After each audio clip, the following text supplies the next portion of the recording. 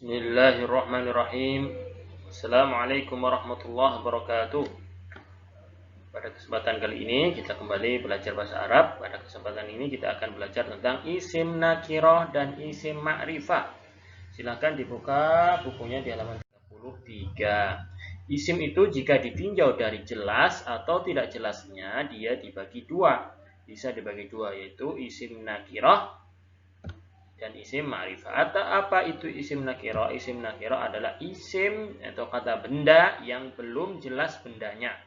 Contohnya Ustaz bilang kitabun, artinya buku. Tapi buku yang mana? Itu belum jelas. Belum jelas bendanya. Buku bahasa Arab, bahasa Indonesia, bahasa apa belum jelas. Yang penting kitab, yang penting buku. Ya, atau bersifat umum. Isim nakirah itu bersifat umum.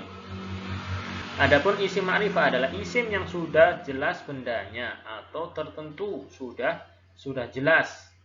Contohnya al-masjidu. Ustaz bilang al-masjidu, masjid. Masjid mana? Masjid tersebut. Ya, sudah jelas. Baik, kita lanjutkan. Contohnya hadza baitun. Al-baitu qaribun minal masjidi.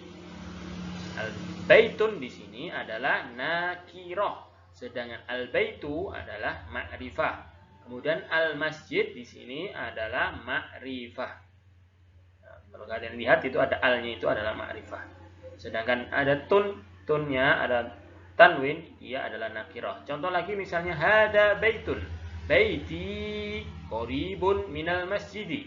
Nah, baitun di sini adalah nakirah. Ya, kemudian baiti adalah isim ma'rifah, al-masjid adalah isim ma'rifah. Saya jelaskan di sini sebentar. Ya.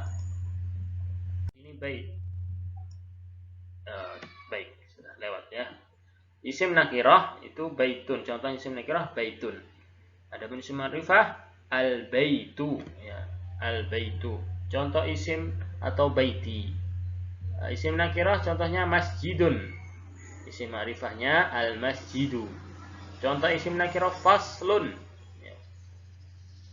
Isim ma'rifahnya fasluka atau fasluki.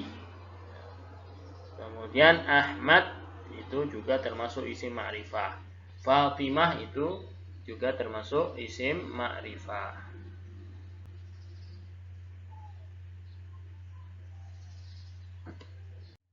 Coba kita lihat lagi ciri atau tanda isim nakirah. Ciri tanda isim nakirah adalah berakhiran tanwin. Tanwin itu apa? Fathatain, kasrotain, dhammatain. Itu tanwin. Contohnya hammamun, madbakhun, madrasatun. Ciri atau tanda isim ma'rifah contohnya berawalan al, depannya ada alnya. Al-masjidu, al-madrasatu, al-madbakhu.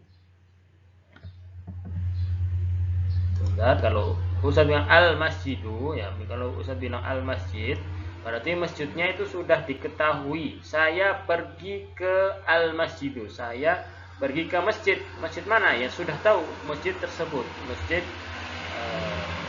Mujahidin misalnya. Kan? Tapi kalau bilang masjidun, saya mau pergi ke masjidun. Masjid yang mana? Belum tahu, masih cari-cari masjidnya. Seperti juga kitabun, artinya buku. Tetapi buku apa? Buku bahasa Arab, buku bahasa Indonesia, itu belum jelas. Tapi kalau Ustaz bilang ada tambahan alnya, al-kitabu, berarti bukunya sudah tertentu, sudah jelas. Yang Ustaz maksud sudah jelas. Saya membaca Alkitab. Kitab apa? Saya baca kitab, sudah jelas. Ada alnya, sudah jelas. Seperti itu nah ya. Kemudian ciri daripada tanda isim ma'rifah itu berakhiran dengan ya sukun, ka, suka, ki, ku, ha, hi, hu. Ya.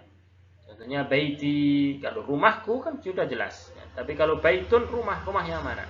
Tapi kalau bilang baiti, rumahku, berarti sudah jelas. Kemudian baituka, rumahmu. Nah ini juga jelas.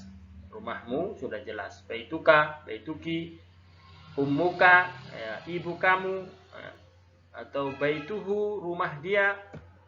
Baituha, rumahnya dia juga. Nah ini sudah jelas. Berakhiran dengan domir. Ditambahi dengan domir. Berawalan al atau dengan berakhiran dengan domir kakiku hu ha.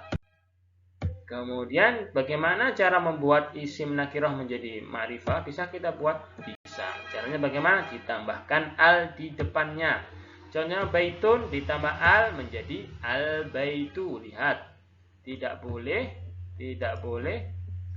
ini tun jadi tu ya, tidak boleh tanwin lagi ya.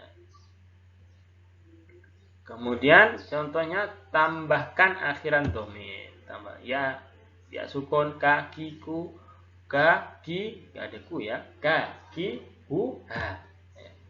Contohnya baitun ditambah ya sukun jadi baiti. Baitun ditambah ka jadi baitu ka. Baitun ditambah ki jadi baitu ki. Ya kan? Baitun ditambah hu jadi baitu hu. Baitun ditambah ha jadi baitu ha. Kemudian ada catatan, isim yang berawalan al atau bersambung dengan domir, dia tidak boleh bertanwin. Contohnya faslun ka, ini salah. Contoh lagi al faslun, kalau sudah al tidak boleh tanwin, al faslu harusnya kan. Ini kedua contoh ini salah, khotok. Yang benar adalah fasluka atau al faslu. Ya. Kemudian juga isim yang berawalan al tidak boleh digabung dengan domir. Al fasluka tidak boleh. Hilangkan alnya, fasluka kan gitu. Ini contoh salah.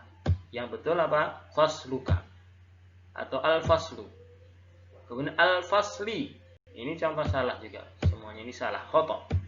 Yang betul adalah fasli. Kemudian al faslu. Itu yang betul. Kemudian juga ada catatan di pelajaran sebelumnya, setiap isim yang didahului min, fi, amama, wara'a, janiba, khalfa, dia berubah harokatnya menjadi majrur atau berkasroh. Majrur berkasroh harokat terakhirnya. Contohnya misalnya madza amamal baiti. Lihat. Ya, lihat ya, amama, ini amama. Terakhirnya apa ini? Kasroh. Terus apa lagi? Madza fil baiti. Nah, fil baiti lihat ini jadi kasroh. Kemudian wara al baiti, setelah wara'a al baiti di sini. Nah, wara'a al baiti. Contohnya amamal madrasati sahatun wasi'atun. Setelah amama madrasati. Begitu juga dengan minal baiti ya.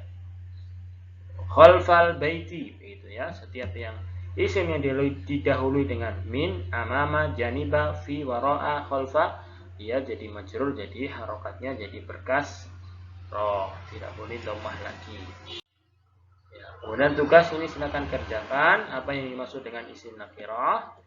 Tuliskan 2 contoh dari isim nakirah. 3, apa yang dimaksud dengan isim ma'rifah. 4, tuliskan 2 contoh isim ma'rifat. Yang kelima, rubalah isim berikut menjadi isim ma'rifah, madrasatun, jaddun, dan bustanun. Barakallahu fikum. Wassalamualaikum warahmatullahi wabarakatuh.